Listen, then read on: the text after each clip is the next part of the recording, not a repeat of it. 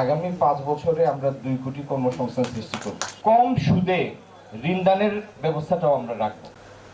প্রথম কথা হলো, এখানে প্রমিসের কিছু নাই, এটা আমাদের কাজ। এই কাজ করার জন্য এই দেশের মানুষ আমাদের দায়িত্ব দিয়ে পাঠিয়েছে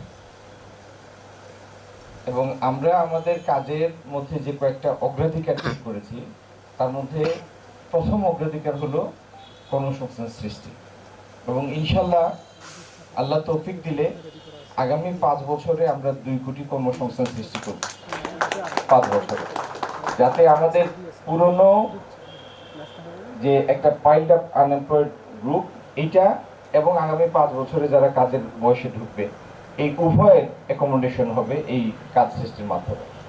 এবং এই জন্য আমরা যে পন্থা ঠিক করেছি, তার মধ্যে একটা হলো রাষ্ট্রায়ত্ত যেগুলি লোকসানি প্রতিষ্ঠান আছে, বন্ধ মিল আছে, যত দ্রুত সম্ভব সেগুলি চালু করা, প্রয়োজন বোধে সেই জায়গায় নতুন বিনিয়োগ আকর্ষণ করে বিপুলভাবে কর্মসংস্থান সৃষ্টি করা।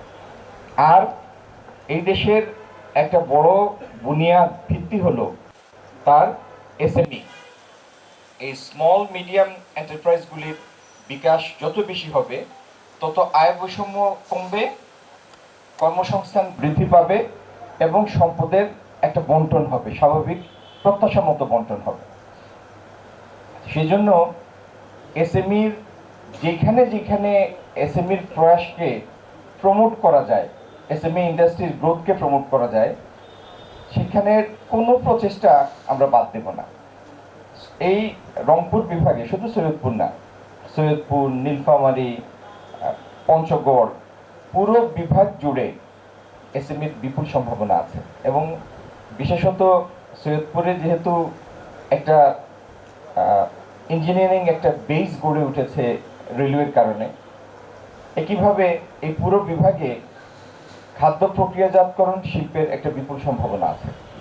তো আমি খুবই খুশি যে যদিও আরো বেশি সুযোগ সৃষ্টি যদি অতীতেই করা হতো, সেটি সুখকর হতো, হয়নি। মাত্র 11 একরের উপরে এই বিসিকটি দাঁড়িয়ে আছে। 11 একরের উপরে 50টি শিল্প, 50টি ইউনিট। আর যে বিসিকটি আমরা সম্প্রসারণ করতে যাচ্ছি, সেটি হচ্ছে 44 একর জায়গার উপরে। তা এটি স্বাভাবিকভাবে প্রত্যাশা করা যায়, যদি এই ফর্মুলাতে সেখানে হয়, তাহলে আরো অন্তত 200টি ইউনিট নতুনভাবে সংযুক্ত হবে। কিন্তু তার থেকে বড় কথা হলো, নতুন উদ্যোক্তারা যেন অর্থের অভাবে ভালো কোনো আইডিয়া তাদের ক্ষতিগ্রস্ত না হয়, ব্যাহত না হয়, দীর্ঘসূত্রিতার কবলে না পড়ে, সেই জন্য কম সুদে ঋণদানের ব্যবস্থাটাও আমরা রাখব।